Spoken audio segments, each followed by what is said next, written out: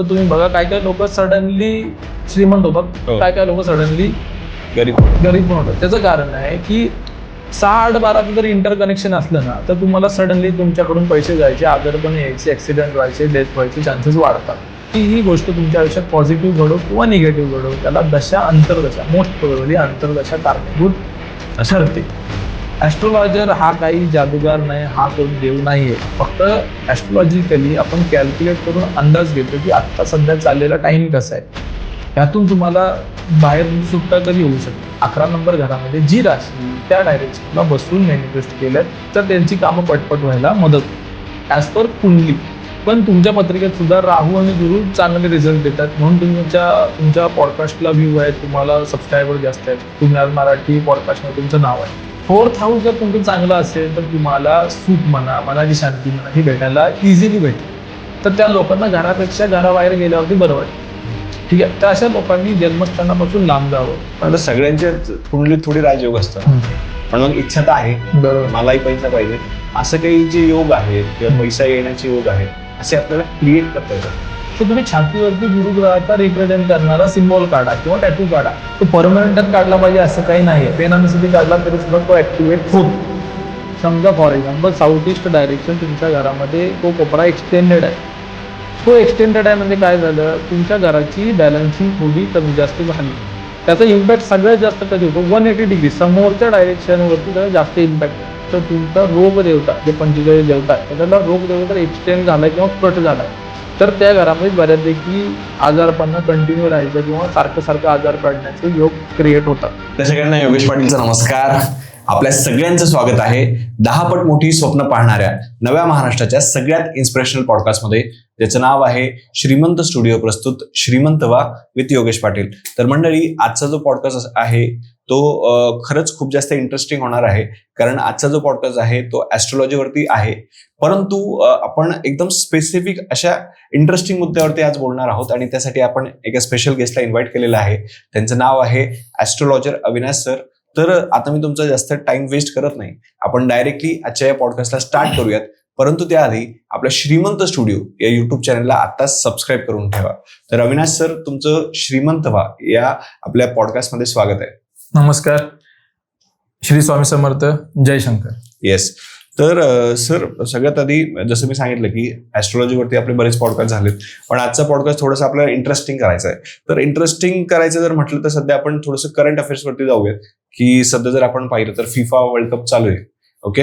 आणि त्यातून क्वेश्चन माझा बेसिक हाच आहे की समजा काही व्यक्ती असतात की जे नॉर्मल आयुष्य जगतात आणि फार स्पेसिफिक असे व्यक्ती असतात की ते खूप चांगले स्पोर्ट्समन होतात, स्पोर्ट्समधून पैसा कमवतात. तर हे सगळे जे योग आहेत ते कुंडलीमध्ये आपल्याला कसे पाहायला मिळतात? बरोबर आहे. सगळ्यात इम्पॉर्टंट कुंडलीमध्ये पर्सनॅलिटीसाठी, पहिला आपण पर्सनॅलिटीवरती बोलू, मग आपण खेळाडूवरती बोलू. ओके. फर्स्ट हाऊस जे आहे म्हणजे पहिलं जे घर आहे ज्याला आपण लग्न घर म्हणतो, त्याच्यामध्ये असलेली रास आणि त्याच्यामध्ये असलेला जो काही ग्रह असेल तो इम्पॉर्टंट ठरतो तुमच्या पर्सनॅलिटीसाठी. ओके. ठीक आहे. त्याच्यामध्ये काय दिसतं, तुमची फिजिकल अपेअरनेस काय असणार आहे, ठीक आहे, आणि पर्सनॅलिटी काय असणार आहे, आणि त्याच्याबरोबर तुमचं विचार काय करता तुम्ही, ठीक आहे, तुम्ही मेंटली काय विचार करू शकता, हे आपल्याला फर्स्ट हाऊस मधून रिप्रेझेंट होतं. त्याच्यानंतर तुम्ही विचारलात प्रश्न की खेळाडूसाठी साहस पाहिजे, धाडस पाहिजे, बरोबर आहे. तर थर्ड हाऊस जे आपलं 3 नंबरचं घर आहे ते आहे पराक्रमाचं, धाडसाचं, ठीक आहे. सो थर्ड हाऊस इम्पॉर्टंट आहे खेळाडूंसाठी. त्याच्यासोबत खेळाडू म्हटल्यावर तुम्हाला स्किल पाहिजे, बरोबर, आळशी नको माणूस, त्याला स्किल पाहिजे, काही ना काहीतरी त्याच्या गोष्टी डोक्यात चालल्या पाहिजे. तर 5वं जे घर आहे, 5th हाऊस जे आहे ते आहे तुमच्या स्किलचं. सो 5वं घर सुद्धा त्यासाठी इम्पॉर्टंट आहे. आणि डिझायर फुलफिलमेंट म्हणजे तुमची इच्छापूर्ती ह्याच्यासाठी इम्पॉर्टंट आहे तुमचं 11वं घर. म्हणजे पहिलं घर, 3रं घर, 5वं घर आणि 11वं घर हे जर तुमच्या कुंडलीमध्ये चांगलं असेल तर तुम्हाला खेळाडू व्हायसाठी मदत होते. त्याच्यासोबत ग्रह, जर ग्रहांबद्दल बोलाल तर मंगळ जो आहे ना तो तुमची एनर्जी दाखवतो, अग्रेशन, ठीक आहे, अग्रेशन दाखवतो, एनर्जी दाखवतो. तर मंगळ इम्पॉर्टंट आहे. तुम्ही कुणाची कुंडली ओपन करून बघा, मास्टर ब्लास्टर सचिन तेंडुलकर असतील किंवा विराट कोहली असतील किंवा जसं तुम्ही फुटबॉलचं बोलला तर रोनाल्डो असेल, ह्यांच्या कुंडलीमध्ये तुम्हाला हे 4 हाऊस आणि मंगळ ग्रह हे तुम्हाला प्रॉमिनंटली ऍक्टिव्ह दिसतील. ओके. आता जसं खेळाडूंबद्दल आहे तसंच लोकांना राजकारणाबद्दल अट्रॅक्शन असतं. बरोबर. तर मग राजकारणाच्या बाबतीत अशा कुठल्या गोष्टी आहेत की ज्या असतात? राजकारण्यांसाठी सगळ्यात इम्पॉर्टंट आहे सूर्यग्रह. कारण सूर्य जो आहे तो आपण राजाला रिप्रेझेंट करतो, गव्हर्नमेंटला आपण रिप्रेझेंट करतो. त्याच्यासोबत त्यांचं 4th हाऊस आणि 5वा हाऊस जे 4th आणि 5th हाऊस आहे ते सुद्धा इम्पॉर्टंट आहे. आणि राजकारण्यांसाठी तिकीट मिळायसाठी म्हणा किंवा राजकारणासाठी ज्या काही तुम्हाला गोष्टी लागतील, सो ह्याच्यामध्ये पहिलं तर 1st हाऊस इम्पॉर्टंट आहे. 11th हाऊस त्यांच्यासाठी बरंच इम्पॉर्टंट, कारण त्यांनी कंटिन्यू त्यांना गेन्स पाहिजे असतात, डिझायर फुलफिलमेंट पाहिजे. कारण कोणत्याही कार्यकर्त्याला नेता व्हायचंय, नेत्याला आमदार व्हायचंय, आमदाराला खासदार व्हायचं, लेवल अपग्रेड करायचंय. सो लेवल अपग्रेडेशनसाठी त्यांना 1st हाऊसचा संबंध जर त्यांचा 11th हाऊसशी असेल, कुणाच्याही कुंडलीत, फक्त राजकारण्यांसाठीच नाही, 1st हाऊसचा संबंध जर 11th हाऊसशी असेल तर तुमच्या डोक्यात ज्या पण काही गोष्टी घडत असतील त्या तुम्हाला इझिली भेटतील. कोणी असेल, तुमचं व्ह्यूवर कोणी असेल तर त्यांचा ऑब्झर्व करावं त्यांनी की 1st हाऊसचा संबंध जर 11th हाऊसशी आहे तर त्यांच्या डोक्यात जी गोष्ट चालेल ती पटापट व्हायला आयुष्यात चालू होते. फक्त त्यांना समजलं पाहिजे की आपला संबंध आहे तर त्या हिशोबाने मॅनिफेस्ट करणं गरजेचं आहे. मॅनिफेस्टेशन जो आजकाल जो वर्ड आलेला आहे बऱ्यापैकी, हा आपला पूर्वीच आहे. ठीक आहे ना. आणि तुम्ही जर बघा की तुम्हाला बऱ्यापैकी लोक सांगत असतील की वेस्ट डायरेक्शनला बसून मॅनिफेस्ट करावं, तर ती वेस्ट डायरेक्शन येते कुठून माहिती आहे का? जे आपली कालपुरुष कुंडली, कालपुरुष कुंडली म्हणजे पहिल्या घरामध्ये 1 नंबर राशी, असं टोटल जर काउंट केलं तर 12 घरामध्ये एक काउंट करा. सो 11व्या घरामध्ये 11 नंबर राशी येते आणि 11 नंबर राशी ही रिप्रेझेंट करते पश्चिम दिशेला. ठीक आहे. म्हणून काय म्हणतात की पश्चिमेला बसून तुम्ही मॅनिफेस्ट करा. पण सगळ्यांच्या तुमची कुंडलीमध्ये 11 नंबरमध्ये 11 नंबर घरामध्ये 11 नंबर राशीच आहे का? नसेल. माझी नाहीये, तुमच्या व्हिडिओ करणाऱ्यांची नाहीये. सो प्रत्येकाच्या कुंडलीनुसार त्याचा डिझायर फुलफिलमेंट होऊन जो काही असेल तो वेगवेगळा आहे. ओके. लोकांनी काय केलं, कालपुरुष कुंडली पकडली, जे कोण लोक आपल्या भारतामध्ये आले होते त्यांनी ग्रंथ घेऊन गेले, त्यांनी त्याच्यावरती स्टडी केली, त्यांना समजले की त्यांना सापडली फक्त आपली कालपुरुष कुंडली. त्यांनी काय केलं, 11 नंबर घरामध्ये 11 नंबर राशी पश्चिमेला बसून डिझायर फुलफिलमेंट होईल, बरोबर आहे, मान्य आहे. पण प्रत्येकाच्या कुंडलीनुसार 11 नंबर घरामध्ये जी राशी येईल त्या डायरेक्शनला बसून मॅनिफेस्ट केलं तर त्यांची कामं पटपट व्हायला मदत होते ऍज पर कुंडली. ओके. आता समजा हे तर झाली मोठ्या लोकांची गोष्ट, पण बरेच जे लोक असतात त्यांच्या मनात एक बेसिक प्रश्न असतो की समजा मी नोकरी करावी का व्यवसाय करावा. तर हा डिसिजन घेताना म्हणजे पूर्ण आयुष्याचा प्रश्न असतो. बरोबर. आणि बऱ्याच वेळेस लोक चुकतात. बरोबर. आणि मग आयुष्यभर रिग्रेट होतं. तर असं कुंडलीच्या मदतीने आपण कसा गेस काढू शकतो? ऍक्च्युली बघा, जॉब करायचा आहे स्पेसिफिकली तर तुम्हाला 6th हाऊस बघितलं पाहिजे. 6वं घर आहे ते तुमच्या डेली रुटीन लाईफचं आहे, तुमच्या जॉबचं आहे. बिझनेस बघायचा असेल तर तुम्हाला 7वं घर बघितलं पाहिजे. 7व्या घरामध्ये काय पोझिशन चालू आहे. आणि 10th हाऊस बघितलं पाहिजे, कारण जे आहे ते वर्किंग प्लेसचं आहे. सो जॉब करायचा असेल तर 6th हाऊस, बिझनेस करायचा 7th, आणि दोन्हीसाठी कॉमन बघायचं असेल तर तुमचा 10th हाऊस बघितलं पाहिजे. प्लस तुमच्या नक्षत्र बेसिसवरती सगळ्यात इम्पॉर्टंट आहे की तुमची नक्षत्र काय बोलतात. ओके. तुम्ही ज्या जन्म नक्षत्रापासून जन्माला आलाय तिथून तुमचा डिस्टर्ब ग्रह कोणता आहे ते बघितलं जातं. त्या ग्रहा रिलेटेड थोडंसं काम कमी करा. आणि तुम्ही जसं बोलात ना की लोक रिग्रेट करतात, ते कधी करतात माहितीये का? मोस्ट प्रोबेबली त्यांची 6, 8, 12 मध्ये दशा अंतर्दशा चालू असते, त्याच वेळेस गडबडीचे डिसिजन घेतले जातात. किंवा त्यांचा जो स्पेसिफिक कुंडलीमध्ये जे मगाशी बोलल्याप्रमाणे नक्षत्र वाईज तुम्ही जन्माला आला तिथून जो तुमचा डिस्टर्ब ग्रह येईल त्या ग्रहाच्या दशा अंतर्दशेमध्ये माणसाचे डिसिजन चुकतात. ओके. ठीक आहे. चुकतात असेच चुकत नाहीत. त्याला कोणतीही गोष्ट तुमच्या आयुष्यात पॉझिटिव्ह घडो किंवा निगेटिव्ह घडो, त्याला दशा अंतर्दशा, मोस्ट प्रोबेबली अंतर्दशा कारणीभूत ठरते. ओके. आता एक याच्याशी रिलेटेड एक शेवटचा क्वेश्चन घेतो आपण, जो सध्यासाठी महत्वाचा आहे. आजकाल आपण पाहतो की सोशल मीडिया आहे, अचानक कोणीतरी फेमस होतो, मग अचानक त्याच्याकडे पैसा येतो. तर यासाठी काय गोष्टी महत्वाच्या असतात?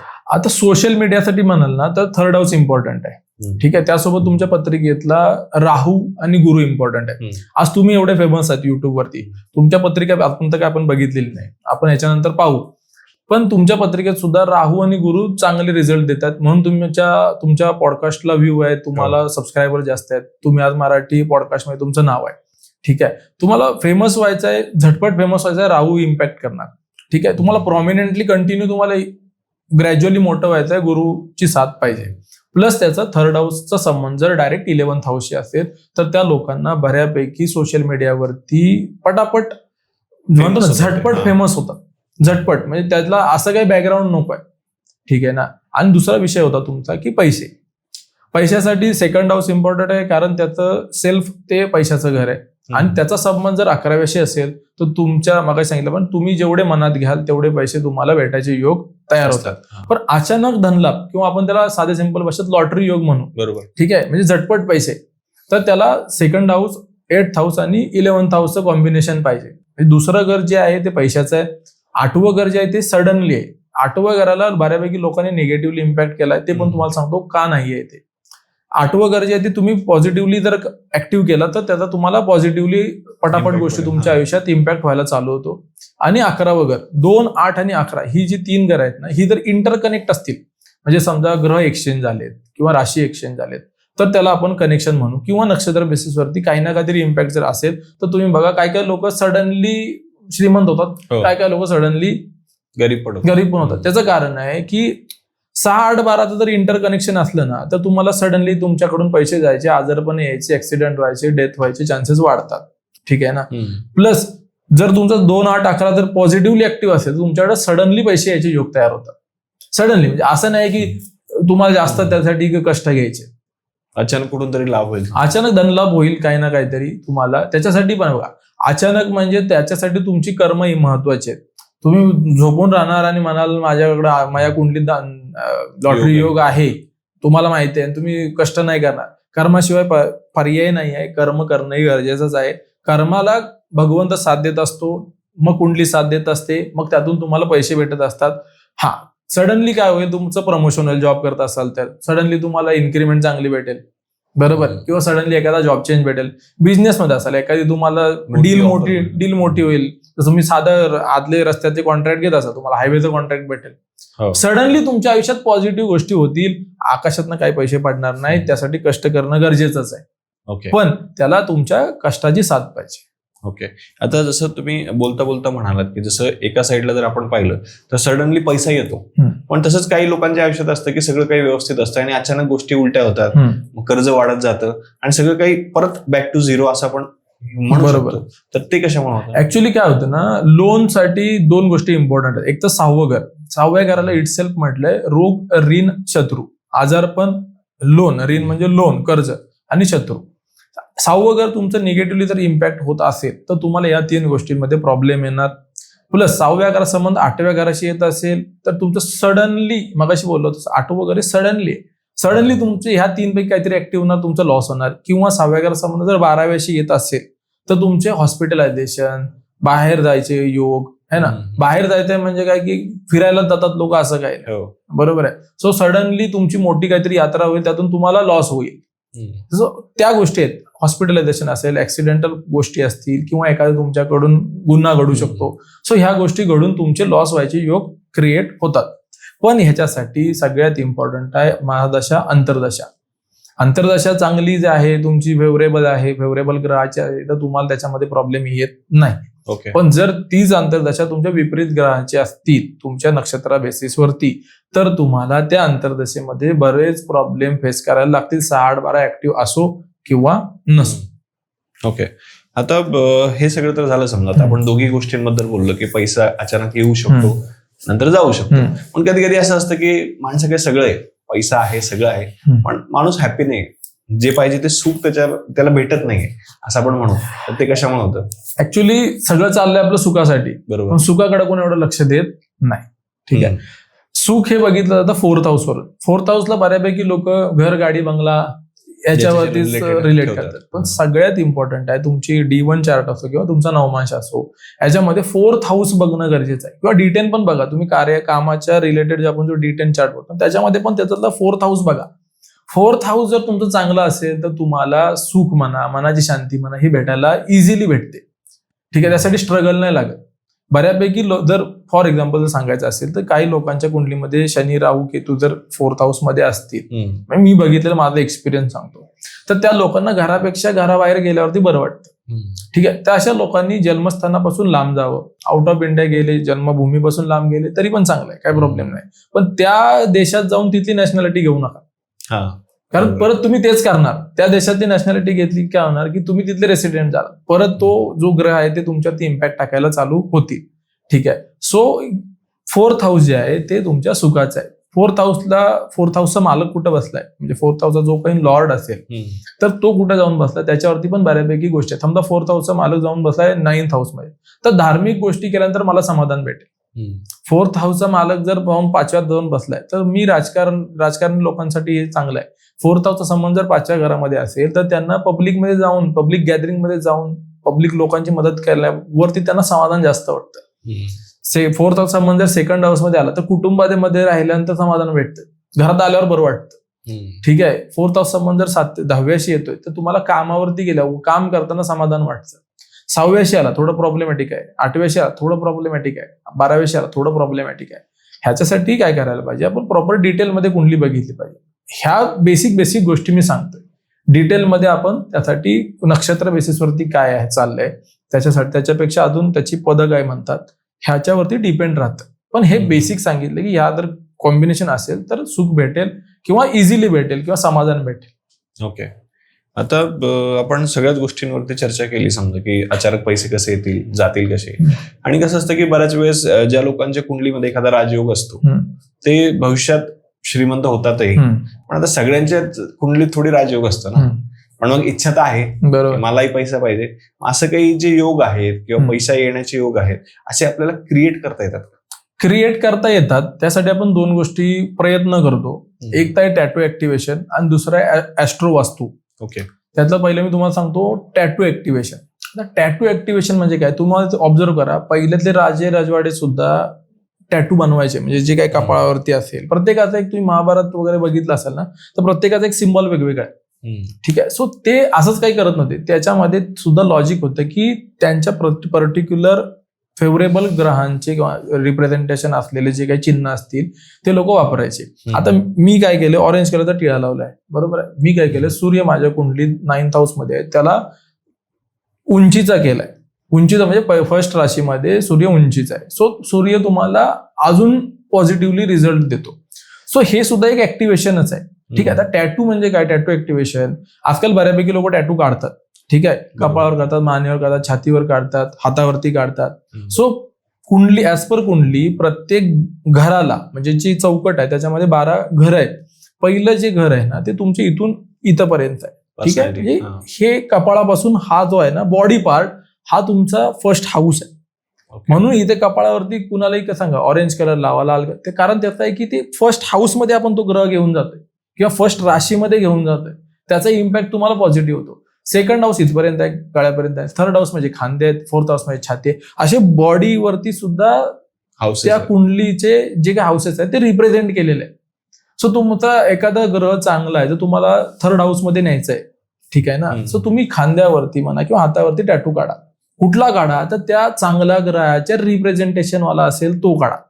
आता गुरु ग्रह 4थ्या नंबर राशीमध्ये उंचीच आहे, बरोबर आहे. सो छाती येते 4th हाऊस मध्ये, बरोबर आहे. सो तुम्ही छातीवरती गुरुग्रहाचा रिप्रेझेंट करणारा सिम्बॉल काढा किंवा टॅटू काढा. तो परमनंटच काढला पाहिजे असं काही नाहीये. पेनानं साठी काढला तरी सुद्धा तो ऍक्टिव्हेट होतो. ठीक आहे. किंवा गळ्यामध्ये, आता बऱ्यापैकी तुम्ही बघितलं असतात, लोक काय म्हणतात गळ्यामध्ये चांदीची चेन टाका.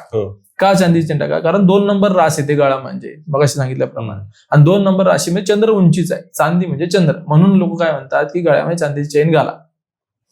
हे लॉजिक आहे. बघा, ऍस्ट्रॉलॉजी म्हणा, वास्तू म्हणा, न्यूमरोलॉजी म्हणा, हे जे काही ऑकल्ट सायन्स आहे याच्यामध्ये प्रत्येक गोष्टीला लॉजिक आहे.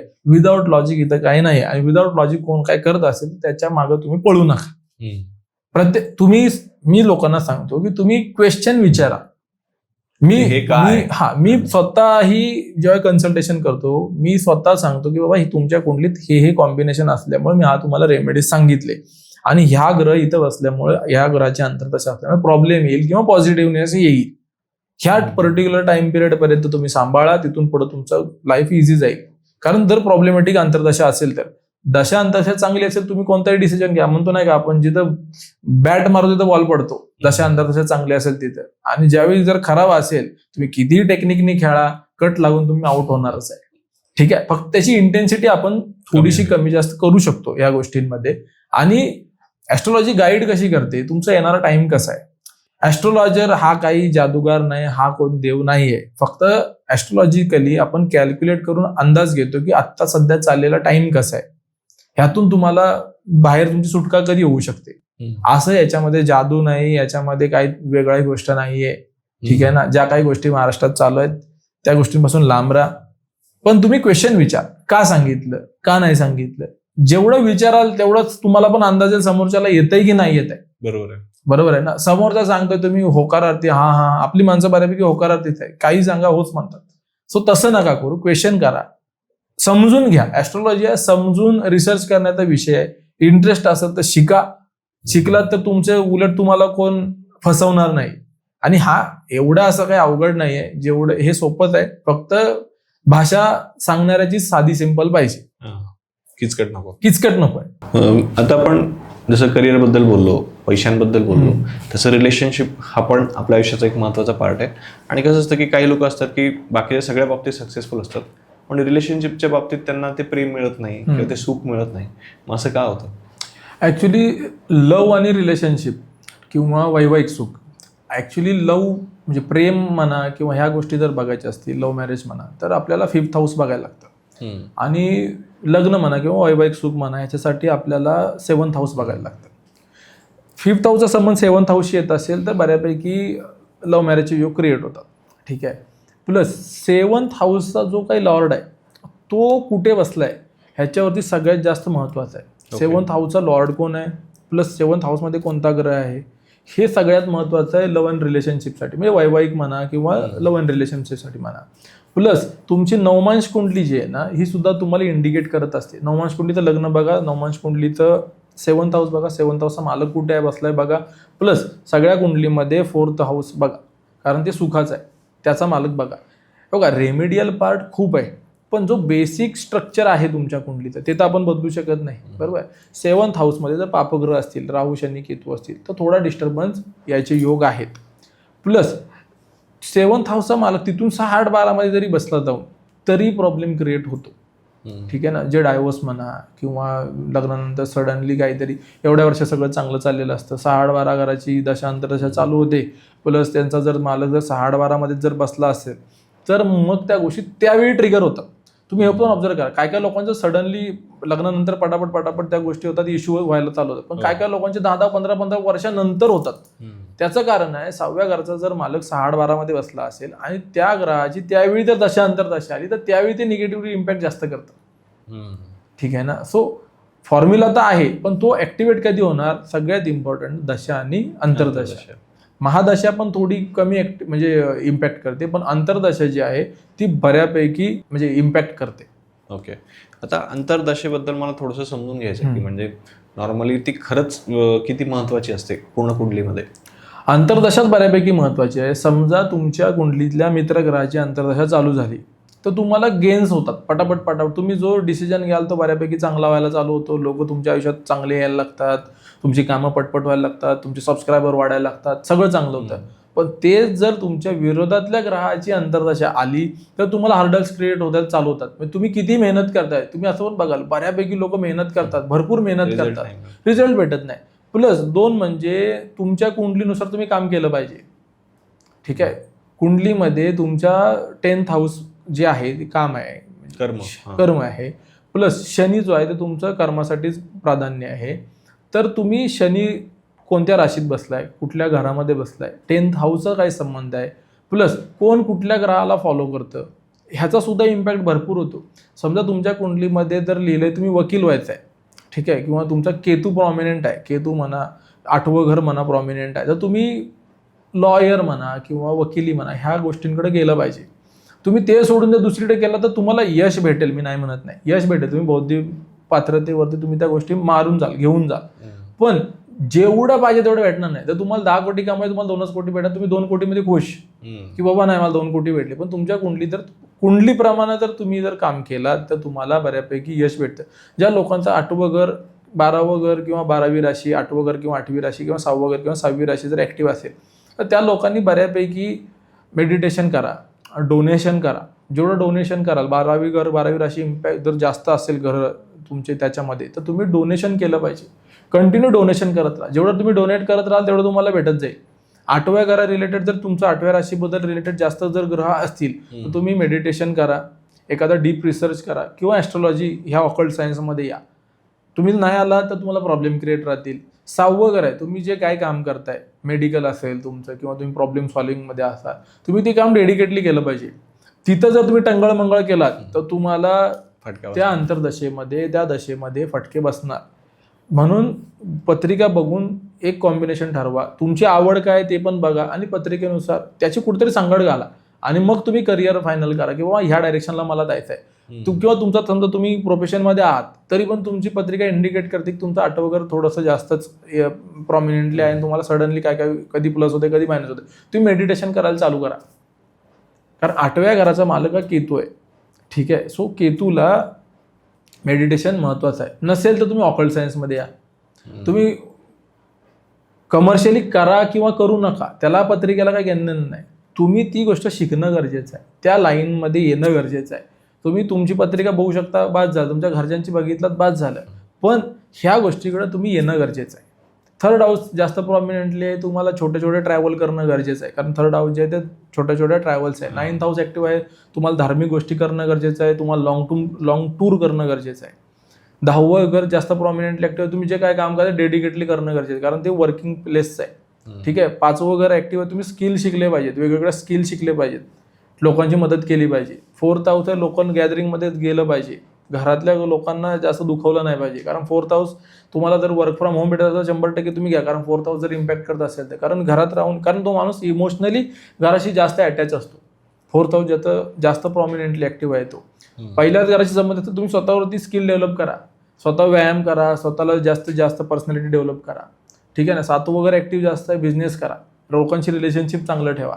सो तुमचा कुठलं घर कुठला हाऊस जास्त प्रॉमिनंटली ऍक्टिव्ह आहे त्याच्यावरती डिपेंड राहते की तुम्ही कुठली गोष्ट केली पाहिजे. तुम्ही करताय मान्य आहे, पण जर त्याला कुंडलीशी सांगड घालून जर तुम्ही साईड बाय साईड जरी केलात तरी तुम्हाला तुम्ही जे काम करता त्याच्यामध्ये प्लस व्हायला तुम्हाला पटकन इझी होत जातं. ओके, म्हणजे कुंडलीला आपण एक गायडन्स म्हणून बघू शकतो. ऍस्ट्रॉलॉजी ही फक्त तुम्हाला गाईडच करायला आहे. मी मगाशी सांगितल्याप्रमाणे जादू होणार नाही, काही आकाशातनं पैसे पडणार नाहीत. ठीक आहे ना. तुम्ही कुठल्याही भूलतापाला बळी पडू नका. कुंडलीचा आधार घ्या, तुमचं टायमिंग कसं चालू आहे, तुम्ही काय केलं पाहिजे, योग्य वेळी योग्य डिसिजन घेतला तर तुम्हाला फायदा होतो, योग्य वेळी चुकीचा डिसिजन घेतला तर तुमचा लॉसच आहे. ओके, आता कुंडलीबद्दल आपण बऱ्यापैकी बोललोय. समजा आता थोडंसं वास्तूबद्दल बोलूयात, की वास्तूबद्दल तुमचं काय मत आहे? आता बघा, पहिल्यांदा बेसिक सांगतो, वास्तू लोक करतात म्हणजे नक्की काय करतात. ठीक आहे ना. हाच सगळ्यात मोठा क्वेश्चन मार्क आहे, वास्तू करणे म्हणजे नक्की काय करणं. आता वास्तूसाठी कसं आहे, एक तर तुमचा प्लॉट आहे किंवा तुमचं घर आहे किंवा तुमचा फ्लॅट आहे किंवा तुमची फॅक्टरी आहे, बरोबर आहे, कुठल्या ना कुठल्या तरी जमिनीवर उभा आहे हे तर मान्य आहे, बरोबर आहे. तुमचं जर प्लॉट आहे तर त्याची जी काही हिस्ट्री आहे, जी काही निगेटिव्ह हिस्ट्री आहे ती आपण वास्तू करून म्हणजे काय करतो, तिथं जे काही एलिमेंट्स असतील ते जमिनीमध्ये पुरतात लोक. ठीक आहे ना. किंवा आता मी काम करतो वास्तू ऑइलवरती काम करतो, तर तो वास्तू ऑइल आपण त्या घरामध्ये किंवा त्या बिल्डिंगमध्ये किंवा तुमचा जर समजा प्लॉट आहे, तुम्ही बांधतायच, इनिशियली स्टेजला आहे, तुम्हाला बांधायचंच आहे, तर मग आपण सांगतो की बाबा ह्या मुहूर्तावरती चालू करा, ह्या डायरेक्शनला खड्डा खणा. ठीक आहे. मग तो खड्डा खणल्यानंतर त्याच्यामध्ये आपण जिओपॅथिक स्ट्रेस जो आहे तो कमी करायसाठी काही प्रॉडक्ट्स आहेत ते आपण त्याच्यामध्ये इन्सर्ट करतो, ते बनवतो. त्याच्यानंतर मग आपण प्रत्येक गोष्टी स्टेप बाय स्टेप करतो. वास्तू करतो म्हणजे काय करतो, आपण ज्या काय निगेटिव्ह ज्या गोष्टी त्या प्लॉटच्या आहेत, घराच्या आहेत, त्या ज्या निगेटिव्ह ज्या थॉट्स आहेत किंवा जे निगेटिव्ह जी त्याची हिस्ट्री आहे ती आपण कमी करायचा, डिलीट करायचा प्रयत्न करतो. ह्याला म्हणतात वास्तू. आता वास्तू काय आहे, 2 प्रकार आहे. एक तर तुमची प्लॉट आहे किंवा तुमची बनलेली इमारत आहे. प्लॉट असेल अति आनंद आहे, कारण तुम्हाला इनिशियली स्टेजपासून तुम्हाला वास्तू करता येईल. फ्लॅट आहे, घर आहे, बनलेलं आहे, रेडीमेड आहे, घाबरण्याची काही गरज नाही, त्याच्यामध्ये सुद्धा आपण बॅलन्सिंग करू शकतो. आता तुम्ही वास्तू बऱ्यापैकी लोक बघितलं असाल, 45 देवता, ब्रह्मस्थान, 4 दिशा, 4 विदिशा, सगळं मान्य आहे. आता ह्याचा इम्पॅक्ट कसा होतो ते मी सांगतो तुम्हाला. आपली फॉर एक्झाम्पल म्हणून सांगतो तुम्हाला, तुमची 4 व्हीलर आहे, बरोबर आहे, 4 टायर आहेत, 4ही टायरमध्ये आपण सेम हवा ठेवतो, बरोबर आहे. फॉर एक्झाम्पल 32 ठेवतो, ती काय करतो, बॅलन्सिंगसाठी, बरोबर आहे. घराचं पण तेच आहे. तुमच्या ज्या दिशा आहेत, विदिशा आहेत, समजा एखादा तुमचा for example south east direction तुमच्या घरामध्ये तो कोपरा एक्सटेंडेड आहे. तो एक्सटेंडेड आहे म्हणजे काय झालं, तुमच्या घराची बॅलन्सिंग थोडी कमी जास्त झाली. त्याचा इम्पॅक्ट सगळ्यात जास्त कधी होतो, 180 डिग्री समोरच्या डायरेक्शनवरती त्याचा जास्त इम्पॅक्ट होतो. ठीक आहे. साऊथ ईस्ट वाढलं म्हणजे इनबॅलन्स कुठला झाला, नॉर्थ वेस्ट झाला, बरोबर, समजा ईस्ट वाढली तर वेस्ट वरती त्याचा परिणाम होतो. ठीक आहे ना. समोरासमोरच्या ज्या कोण दिशा असेल विदिशा असेल त्याच्यावरती त्याचा जास्त इम्पॅक्ट होतो.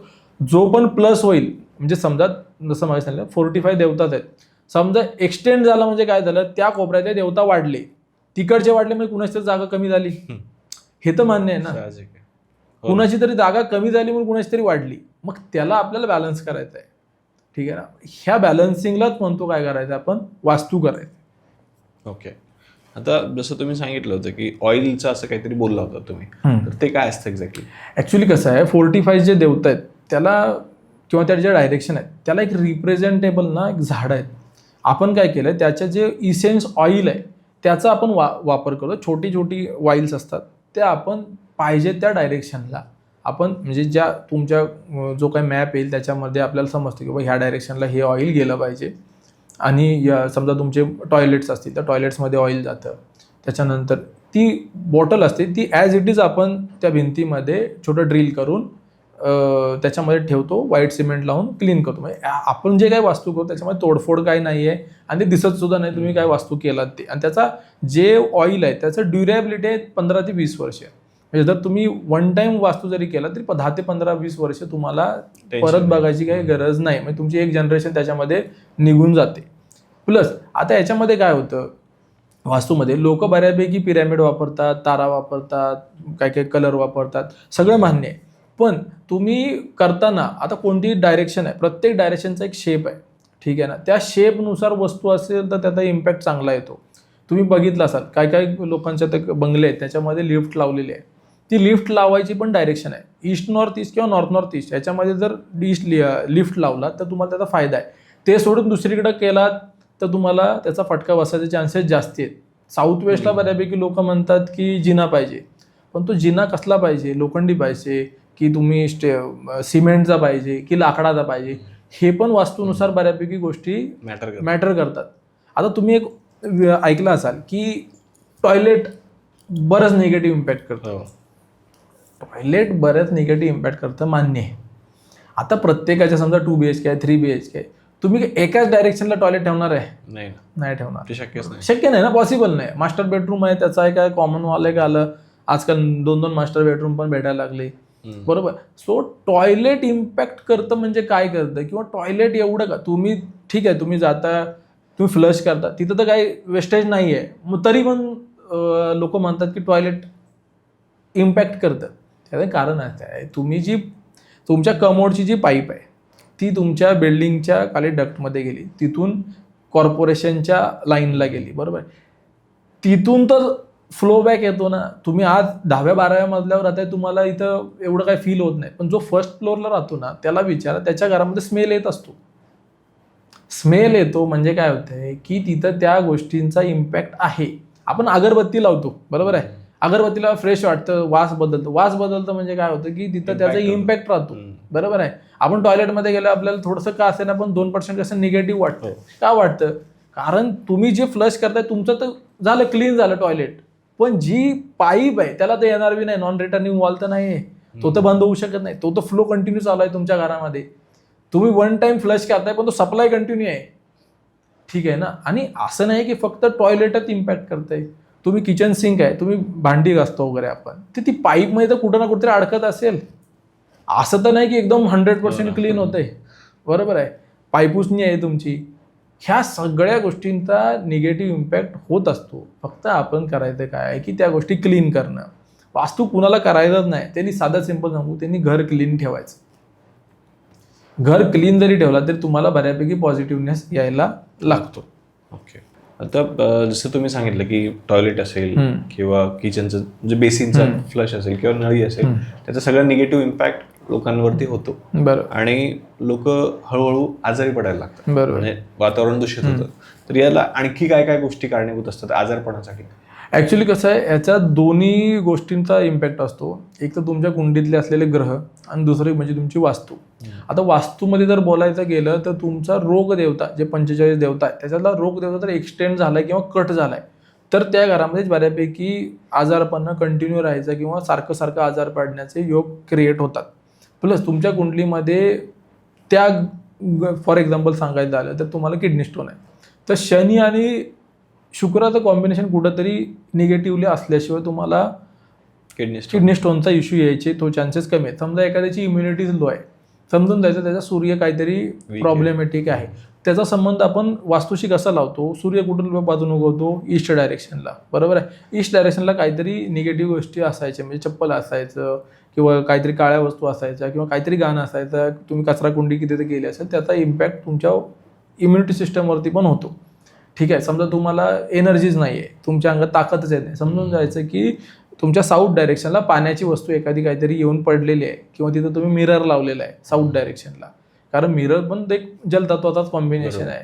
ठीक आहे. सो एनर्जी नाही आहे किंवा तुमचे आजारपण आहेत, त्याला वास्तू आणि कुंडली ह्या दोन गोष्टींना आपण बॅलन्स करणं गरजेचं आहे. फक्त कुंडली केलात किंवा फक्त वास्तू केलात, इम्पॅक्ट कमी होईल, पण कुठं ना कुठेतरी तुम्हाला ती गोष्ट जाणीव होत राहणार. ओके.